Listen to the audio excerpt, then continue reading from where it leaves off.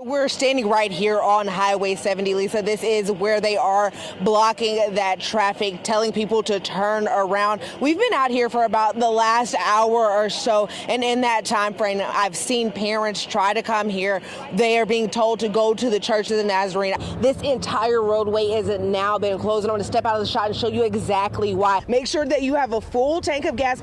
I want you guys to notice this too. Some of the conditions that are adding to some of that visibility issue is the wind. We may not be seeing a heavy snowfall. That wind is blowing the snow around that's already out here. I want to show you the situation out here. This is where that train actually came off of the tracks. You can see a little ways down there is where it started to swing onto that pavement and then hit 5 cars along this way. We made our way up through baggage claim and up here now in Terminal B at check-in. This is where people for Southwest are checking in and things are moving smoothly. We want to show you what the lines are looking like here. Just got here within the last 10 minutes, so I haven't had a chance to speak with officers just yet, but I want to step out of the way and show you what we're seeing here on the scene. We can't zoom in too far because we do believe that woman's body is still out here on the scene, but we can show you this part of Northgate is blocked off. You can see there is a truck down there that we do believe is involved. You can see some damage to the front end of that truck. This is exactly where this happened, and you can see things are calm out here right now, but during those drop off and pickup times, this roadway is packed with cars. So we wanted to show you exactly how long it would take to get from this Costco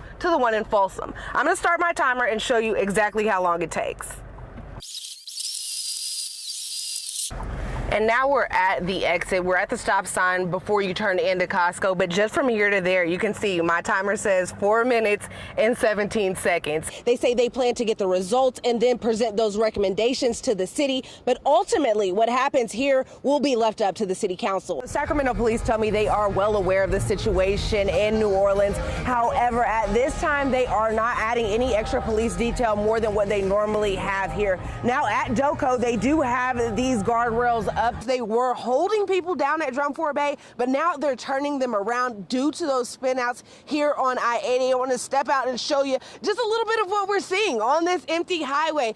Mark keeps mentioning that wind. I'm going to show you those trees up there. You can just was the scene from Sacramento, Roseville, and Folsom. Organizers calling the weekend's demonstrations No Kings protests. Thanks for joining us tonight at 7. I'm DeNeeka Hill. The original list of sanctuary cities and counties by the Department of Homeland Security included San Joaquin County and Stockton. Some California lawmakers are pushing a proposal to try and keep federal immigration officers from covering their faces on the job. We have just learned that President Trump is leaving that G7 summit early to return to Washington with the attacks in Israel and Iran continuing. Washington correspondent Julia Benbrook details some of the summit's top agenda items. As the conflict between Israel and Iran intensifies, experts say Americans could feel it at the pump. Some big news for sports here in Sacramento. The U.S. Marathon Championships are coming to the capital city. The excitement already building and what this means for our city. We begin with breaking news. We are following several breaking and developing stories tonight. Thanks for joining us at 7. I'm DeNeeka Hill. You can see just how chaotic it was there as Senator Padilla was removed and placed in handcuffs outside in a hallway. Secretary Noem continued with her news conference. Senator Padilla did speak with reporters once he was released. He blasted the actions by Homeland Security. Tracy police say a man arrested on charges of breaking into a bedroom of 2 children is now facing disturbing new charges. Ione police have now cleared an elementary school principal of any wrongdoing. Principal Mike Huss was placed on leave before the end of the school year. And the White House is responding tonight. Spokesperson Caroline Leavitt says the president will continue to fulfill his promise to deport anyone who is not a legal resident. The DA says his office is actively going through social media video to identify and arrest violent activists. 2 Los Angeles County men have been charged by federal authorities for having Molotov cocktails. The immigration rights group NorCal Resist says 2 people were taken into custody today by ICE agents while attending court here in Sacramento. The real cost of rough roads, how much poor roads are costing you, and the things you can do to protect yourself. Doing nothing. It's cold. It's not even warming up. Tiffany Pitts has lived in Waverly Flats apartments for 8 years. I have a list of things in this lease that I'm supposed to do, and I'm holding up my part of the bargain. Do your job. Pitt Center neighbors say they've been without hot water for 15 days. I'm afraid my kids are going to get sick one night because it's cold and they're taking cold showers. The apartments are run by Avenue 5 Property Management. Every email I have sent has gone unresponded to. No communication, no response to emails, no plan set in place, no deadline. It's just like, oh, well, you have no hot water until, you just have no hot water until what? Until when? And just today. We're working on that. Yeah, you guys keep saying that, Every but day. okay.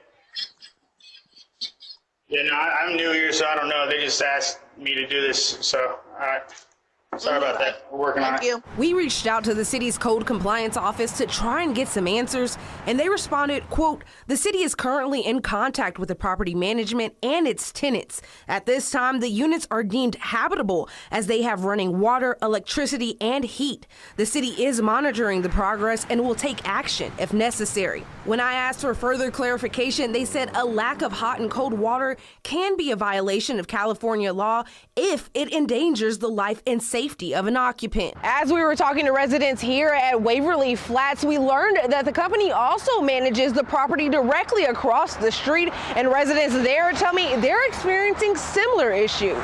Told my wife, quote unquote, what are we gonna do? I just don't know what to do, hon. I kind of felt like a failure. I put my family into this. We did try to reach out to the property managers and have not yet received a call back. In Sacramento, in the United States, globally, there is no sense of value for black girls. Since going into effect in January, there has been no ebony alerts issued in Sacramento County. We've been very fortunate that we have not had to issue one. We haven't had any child rise to that level. The community advocate Barry Axius says he's dealt with multiple missing minorities within that same time frame. We're talking about there is a law in place that says this is for missing black girls. And you can argue with me about a runaway or whatever. 2.5 months, she's missing. Axius referring to the case of 14-year-old Kamara Green, who's been missing since May 14th. Hoping her daughter's safe every day and wishing that this ebony alert, when I sent her the criteria, she almost broke down on the phone and said, this is the level of importance my baby is. The author of the law, Senator Stephen Bradford, says one of the key concerns is about sex trafficking, a reality KCRA 3 investigated in our documentary, Escaping the Blade.